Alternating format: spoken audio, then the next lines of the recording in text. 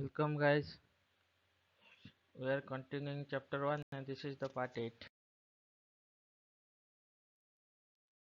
Application of movements. Where movements are used. Movements are used generally to find the position of the resultant force.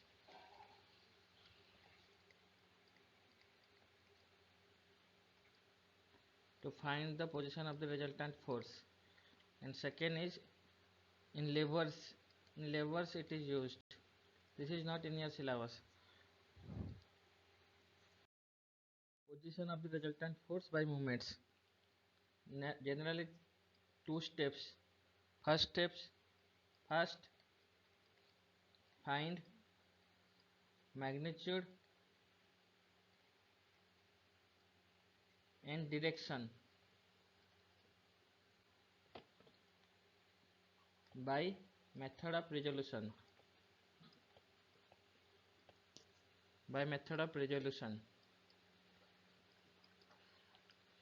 Second,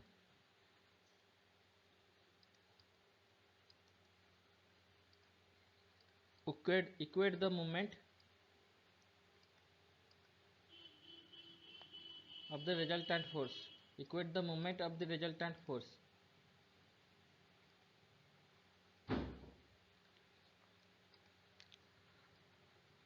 with the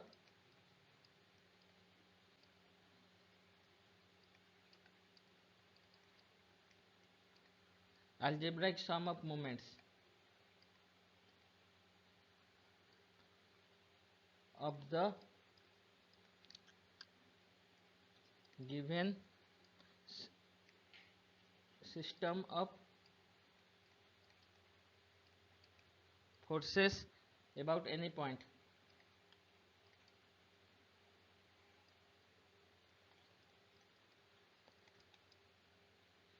First, normal method, find magnitude and direction of the resultant. Find magnitude and direction of the resultant by method of resolution. Second, equate the moments of the resultant force. Find the moment of the resultant force and equate with the algebraic sum of moments of the given system of forces about any point.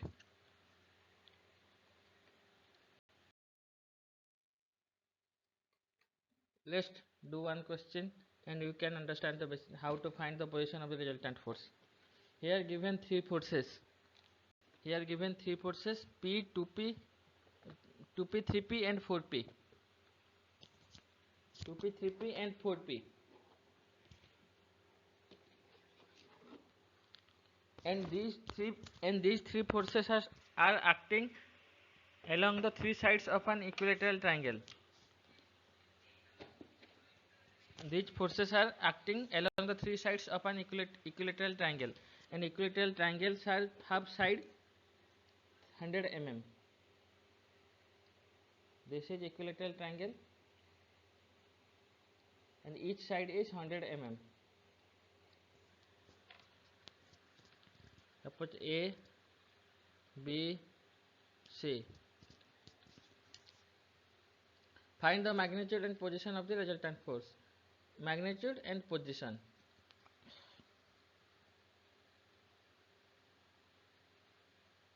Two P, 3P and 4P. It is given na, means this is 4P, this is 4P, this is 3P and this is 2P. Simply resolving all the forces horizontally. First what you do? First find the magnitude of the resultant. Here direction is not required. Here only magnitude required. Magnitude, not asking any direction. So don't find any direction. Only find magnitude. How we find? First doing the method of resolution. Summation H equal to 2P plus 2P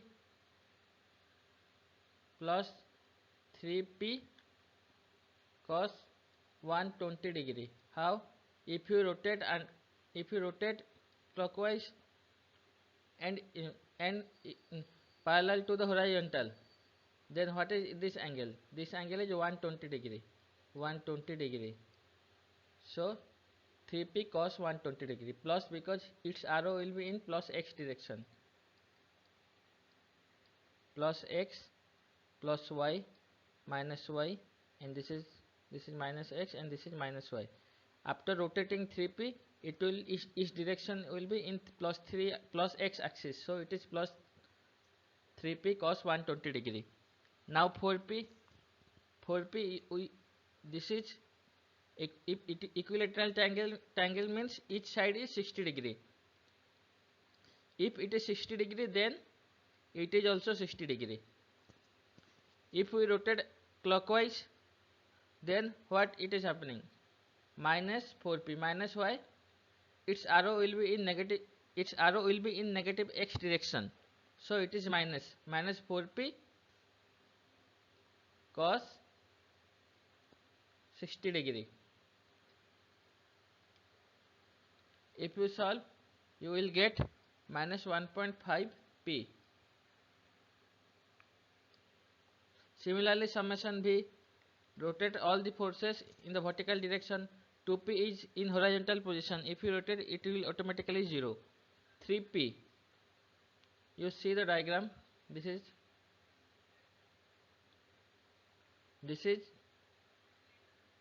how much? This is, if you bifurcate, this is 30 degree, this is 30 degree, and this is whole total is 120 degree. How? Because this is 180 degree, this is 60 degree, then it is 120 degree, and this is 30 degree, 120 degree. This how much? This is 30 degree. ये total कितना है? 180 degree है. ये 60 degree है, तो ये 120 degree हो जाएगा, और रिमेनिंग क्या बचा? 30 डिग्री. तो हम इसको वर्टिकल रोटेट करेंगे तो क्या होगा? Plus 3p, because plus Y direction में आएगा, तो प्लस 3p कॉस 30 डिग्री, और इसको एंटी क्लॉकवाइज बुलाएंगे, घुमाएंगे और वाई एक्सिस में एंटी क्लॉकवाइज, तो क्या होगा? Minus 4p. ये 60 डिग्री है, तो ये कितना हो जाएगा? 30 डिग्री हो जाएगा. तो क्या हो गया? Minus 4p cos 30 degree.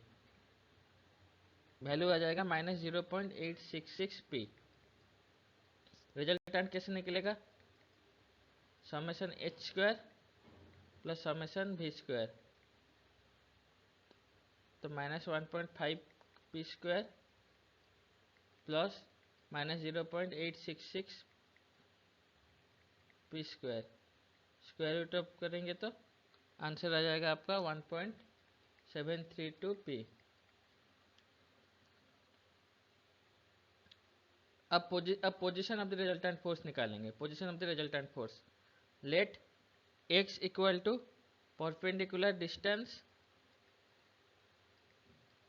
between B and the line of action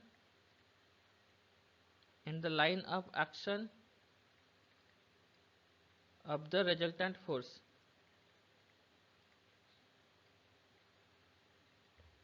x क्या है? एक रिजल्टेंट निकल रहा होगा. रिजल्टेंट का मूवमेंट कैसे निकालेंगे?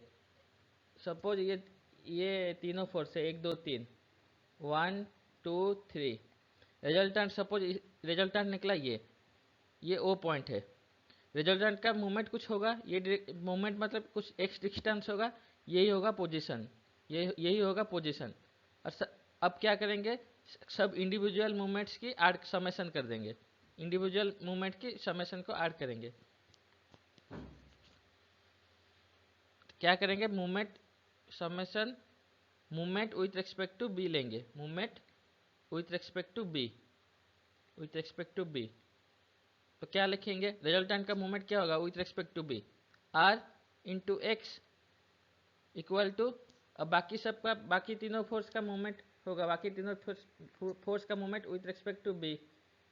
तो क्या करेंगे? 2p क्या होगा? 2p तो बी पॉइंट से ओरिजिन हो रहा है, तो 2p का मूवमेंट कुछ नहीं आएगा. 4p भी बी पॉइंट से पास कर रहा है, तो इसका भी मूवमेंट नहीं आएगा. 4p और 2p का मूवमेंट नहीं आएगा. अब 3p क्या 90 डिग्री पे है क्या, ये 90 डिग्री है, नहीं ये 120 डिग्री है, उसको रोटेट करना पड़ेगा, इसको रोटेट करना पड़ेगा। रोटेट कैसे करेंगे, अब 90 डिग्री करेंगे तो ये 30 डिग्री आ जाएगा, ये टोटल 120 है ना, ये 90 डिग्री करेंगे तो ये 30 डिग्री आ जाएगा, तो ये क्या हो जाएगा 3p cos 30 degree, 3p cos 30 degree हो जाएगा। तो क्या हो गया, हम लिख सकते हैं 3p cos 30 डिग्री। अब परपेंडिकुलर डिस्टेंस कितना है ये, उसका इंटू 100, और रिजल्टेंट कितना निकला आपका 1.732p into x equal to 3p cos 30 degree into 100, p cut गया, और x इक्वल टू आपका आ जाएगा by solving this equation you will get x equal to 150 mm। Means resultant का परपेंडिकुलर डिस्टेंस O से कितना दूर है 150 mm, मतलब B पॉइंट से रिजल्टेंट का डिस्टेंस कितना परपेंडिकुलर डिस्टेंस है 150 mm।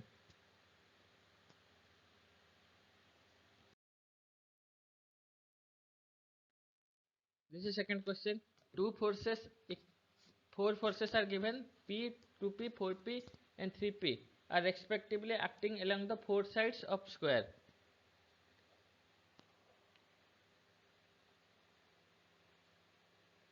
स्क्वायर दिया गया है A, B, C, D। Four forces are acting, चारों फोर्सेस चारों साइड में स्क्वायर में एक्ट कर रहे हैं। ए बी में कितना एक्ट कर रहा है, सपोज P, BC में क्या कर रहा है 2P, DC में क्या कर रहा है 3P, AD में क्या कर रहा है 4P। अब पूछा क्या है, मैग्नीट्यूड निकालना। अब यहाँ पे डायरेक्शन भी पूछा है and position of the resultant force. Magnitude निकालने के लिए क्या करना पड़ेगा, summation H equal to P minus P, ये P है हॉरिजॉन्टली, कौन सा है प्लस P और एक है 3P, तो minus 3P equal to minus 2P। Summation भी क्या होगा, ये 2P कौन से डायरेक्शन में है, प्लस B के डायरेक्शन में है, प्लस 2P, और 4P कौन से डायरेक्शन में है, माइनस y के डायरेक्शन में, so minus 4P equal to minus 2P। R क्या हो जाएगा, और तब R equal to summation H square plus summation V square equal to 2√2P। Answer आ जाएगा by solving this, by putting summation H and summation V value, you will get 2√2P of resultant value. This is the magnitude of the resultant force। अब direction कैसे आएगा, direction equal to tan theta summation V by summation H minus 2P by minus 2P equal to 1, और theta equal to 45 degree. But एक special cases है यहाँ पे, देखो यहाँ पे ये plus Y, this is minus Y, this is plus X, this is minus X. अब देखो समेशन एच कितना है माइनस 2P, मतलब 1 2, ये क्या हो गया माइनस 2P, ये लाइन हो गया माइनस 2P, और ये क्या हो गया समेशन भी 1 2 तो माइनस 2P, तो रिजल्टेंट इस डायरेक्शन में आएगा। ये एक समेशन एच है, ये समेशन बी है, तो रिजल्टेंट इस डायरेक्शन में आएगा। तो ये थीटा दिया है 45 डिग्री, तो थीटा हम कैसे निकालते हैं, एंटी क्लॉकवाइज इनिशियल पोजीशन से, तो थीटा क्या आ जाएगा आपका, थीटा इक्वल द एक्चुअल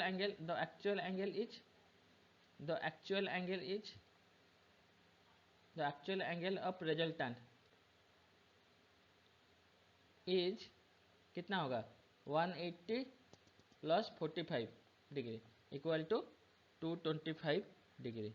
ये एक 180 है ये टोटल, और प्लस 45 इक्वल टू 225 डिग्री। अब पोजीशन निकालेंगे, पोजीशन निकालने के क्या करना पड़ेगा, रिजल्टेंट को यहाँ पे कोई फिक्स पॉइंट लेना पड़ेगा। Suppose we are taking fix point A, suppose we are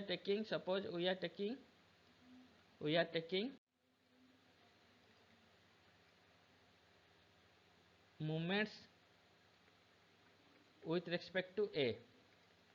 अब रिजल्टेंट का movement with respect to A क्या होगा, आर इंटू एक्स, ये पोजीशन है, x equal to position, x क्या है, x equal to perpendicular distance between A and the line of action of the resultant force, perpendicular distance between A and the line of action of the resultant force. Previous year में जो question x जो लिखा था वही है।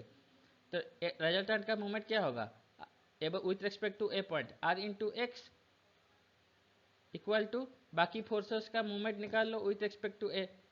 4p का movement क्या होगा with respect to A, 0। p का क्या होगा 0, because this two 4p and p are passing through point A, so we can not find movement with respect to A of 4p and p। इन दोनों का value क्या हो जाएगा, 0 हो जाएगा। क्यों, क्योंकि वो ए पॉइंट से पासिंग कर रहे हैं, इन दोनों के बीच में कोई परपेंडिकुलर डिस्टेंस नहीं है विथ रिस्पेक्ट टू ए। अब बाकी रह गया 2p।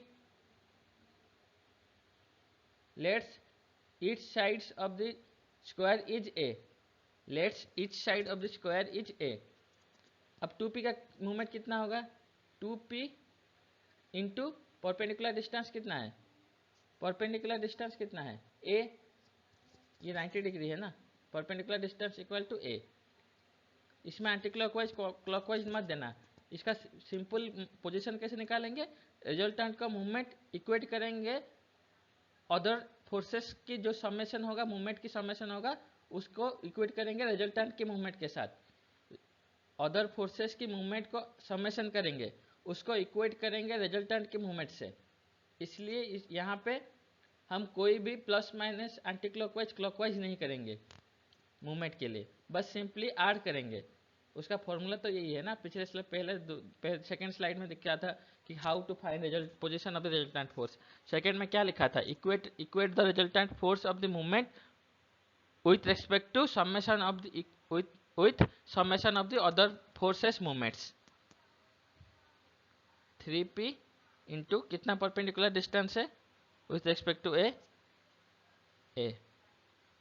और रिजल्टेंट की वैल्यू कितना आई थी, 2√2p into x equal to 2pa plus 3pa, कितना हो जाएगा 5pa, pp कट गया, और x equal to 5a by 2√2 answer. मतलब रिजल्टेंट की distance with respect to a कितना है, 5a by 2√2 unit, 5a by 2√2 unit. Thank you.